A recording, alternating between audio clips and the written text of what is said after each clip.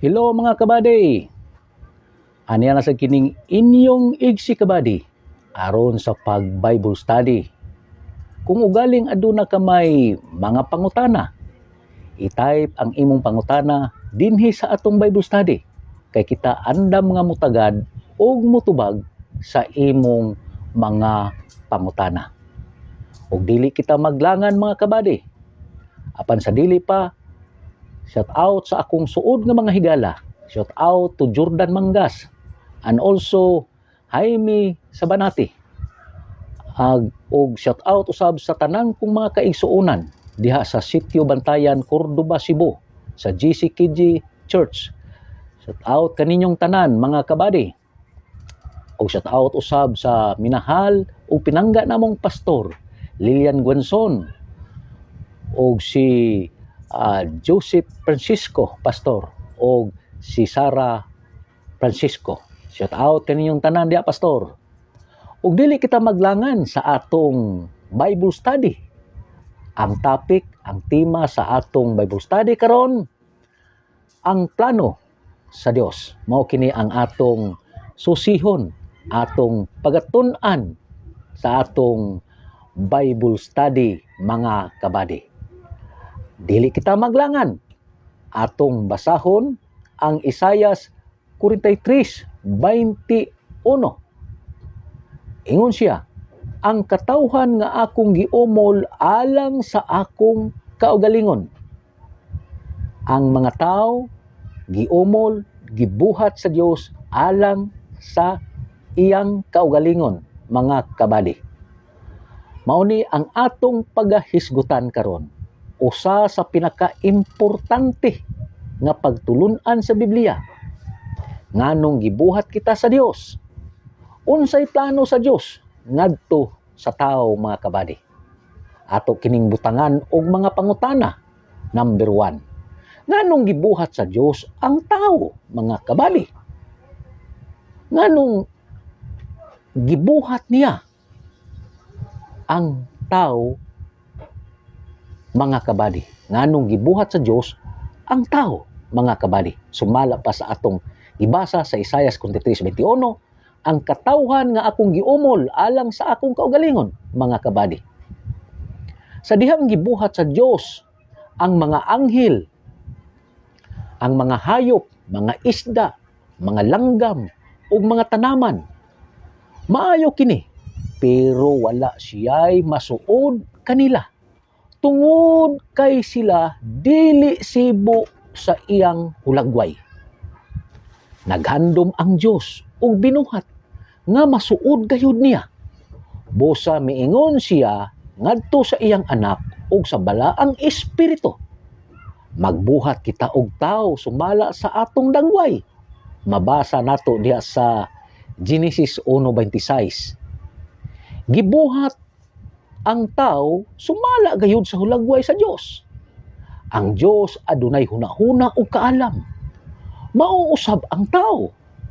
Mubati ang Dios. Mauusab ang tao. Aduna siya abilidad nga mohimog desisyon. Ang Dios mauman usab. Balaan siya kay ang Dios balaan man. Ang tao liwat kaayo sa Dios. Pero dili siya Dios. Gituyo niya kini aron ang tao makasabot gayud kaniya. Relasyon ang unang katuyuan nganong gibuhat sa Dios ang tao mga kabady. Osbon ko. Relasyon ang unang katuyuan nganong gibuhat sa Dios ang tao mga kabady. Ikaduha, mga kabady, katuyuan sa Dios nganong gibuhat niya ang tao aron magdumala sa kalibutan. Osbon ko, aron magdumala sa kalibutan.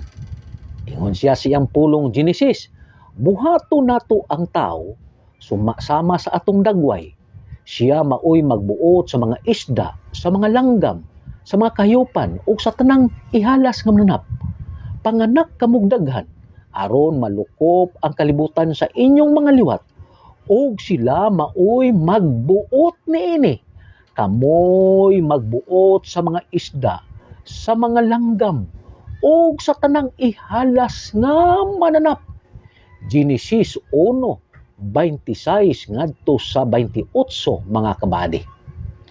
Ang tao gihatagan og otoridad sa Dios aron maoy magdumala sa tanan niyang gibuhat. Ang Dios dili makita tungod kay siya espiritu, pero pinaagi sa tao nga iyang gibuhat, sumala sa iyang panagway, makita siya. Ang tao maoy representante dinhi sa yuta sa Dios nga nagpuyo sa langit. Siya maoy pisikal nga representante sa espirituhanon nga Dios. Gawa sa iyang relasyon sa Dios, gihatagan siya nga maoy mag-atiman o magdumala sa kalibutan mga kabady. Apan sa dili pa kita mo padayon sa ikaduhang pangutana, muinom sa tagkape.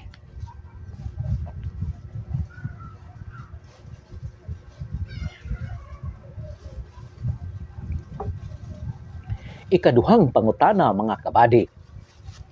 Nganong nawala ang tao sa plano sa Dios? Unsa hinungdan? Doon na joy hinungdan mga kabady.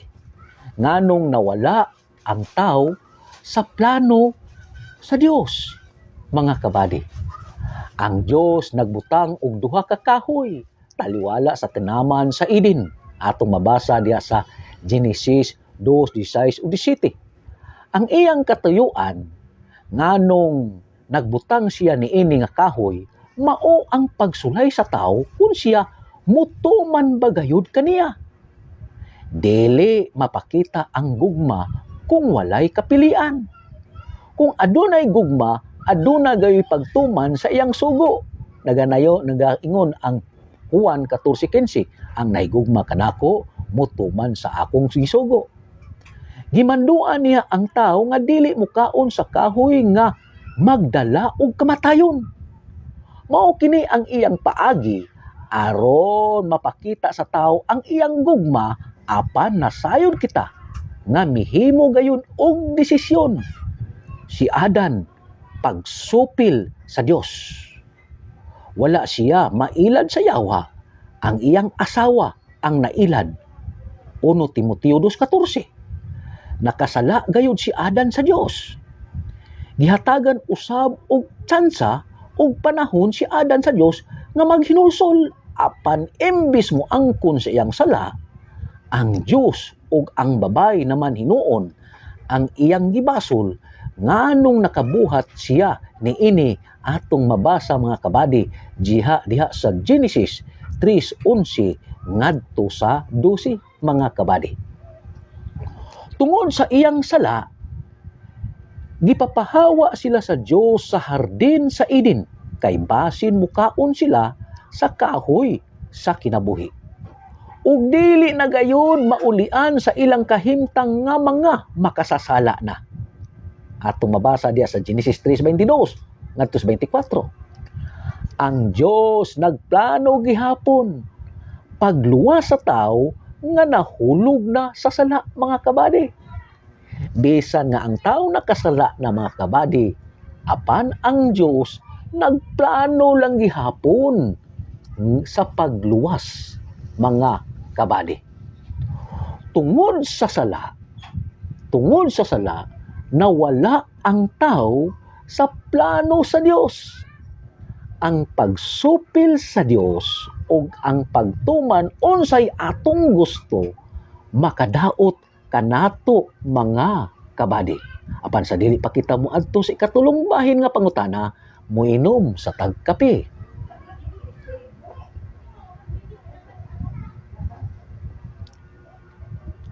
Ikatulong pangutana mga kabady. Unsay nahitabo sa tao human siya nahulog sa sala? Ikatulong pangutana, usbon ko parang labas gayud kaayo sa atong panumduman. Unsay nahitabo sa tao human siya nahulog sa sala? Una, mga kabady, nawala ang himaya sa Dios nga nagputos kanila. Kaniadto, wala nila batia ang kaulaw, bisan og hubo sila tungod sa langitnon nga himaya nga nagputos kanila o nagsinina kanila. Atong mabasa diha sa Genesis 2:25.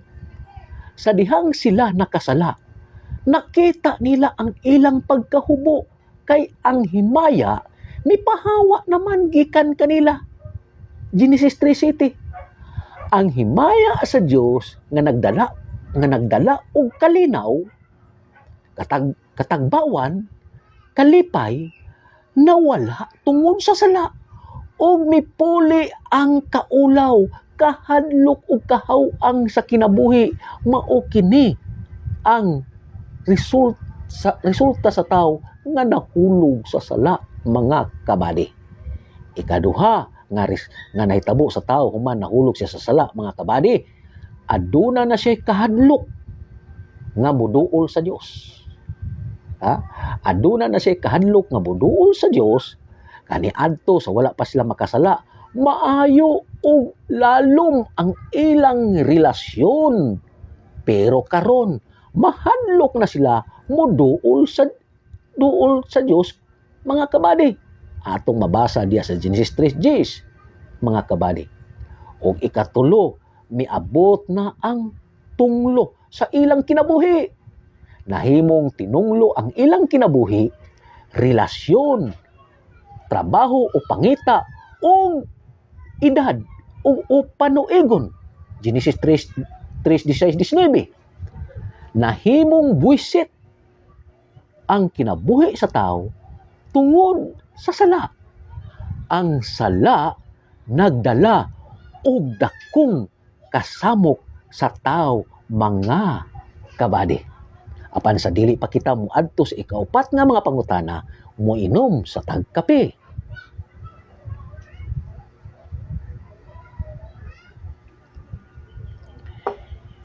Ikaupat nga pangutana, mga kabady, unsay pamaagi sa Dios aron mabalik ang tao sa iyang katuyuan?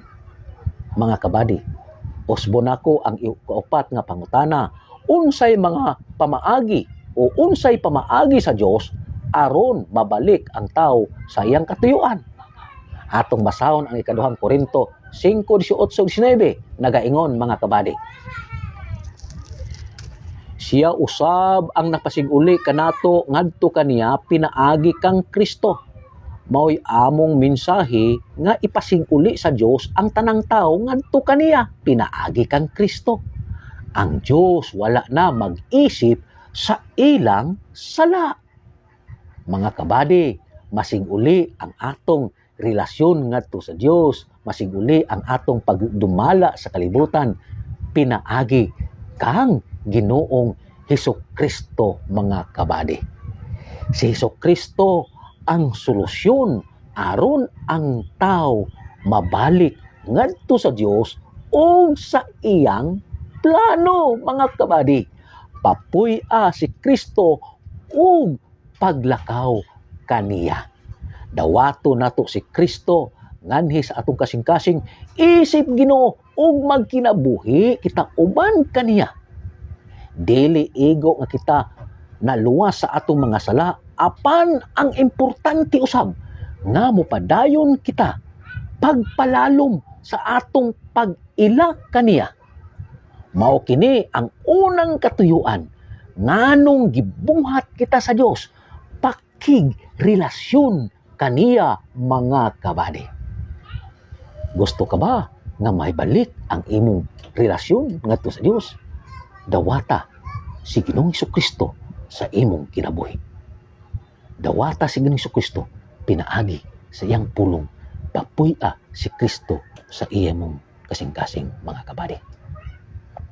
Usa diha nga atong gidawat si Ginoong Hesukristo, nan ang atong relasyon mahimo kining madugtong pag-usab. Ang atong pagdumala sa kalibutan mahimo kining mahibalik kanato pinaagi sa atong pagdawat ni Ginoong Hesukristo, isip Ginoo manluluwas sa atong kinabuhi. Ug dili lamang nga igo ra kitang mudawat ni Hesus Kristo, kinahanglan nga atong lalom nga lalom kaayo ang atong pag-ila ngadto sa Ginoo, mga kabady. Busa anhin lang takuto mga kabady. Kung ikaw aduna may mga pangutana, i-type ang imong mga pangutana dinhi sa atong Bible study, kay kita andam mga mutagad ug mutagana ug mutubag sa imong mga pangutana. Ug ang Dios nga nagabuhat sa langit ug sa yuta ug sa dagat ug sa tanan nga panon anaa kanila, ug amahan sa atong Ginoong Hesukristo ug dinuyugan sa Espiritu Santo, ang Dios magpanalangin kanatong tanan mga kabady. God bless mga kabady.